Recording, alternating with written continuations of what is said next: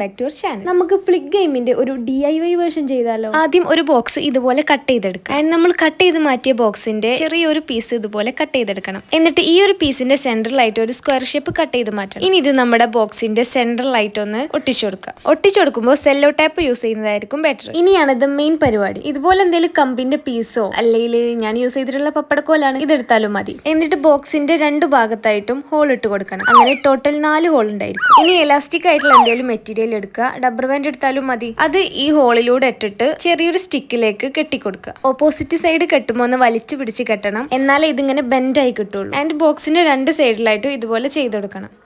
ഇതുപോലെ കെട്ടണം. ഇതിന് വേണ്ടിയിട്ടാണ് ടൈറ്റ് ആയി കെട്ടണം എന്ന് പറഞ്ഞത്. അപ്പോൾ ബോർഡ് സെറ്റ് ആയിട്ടുണ്ട്.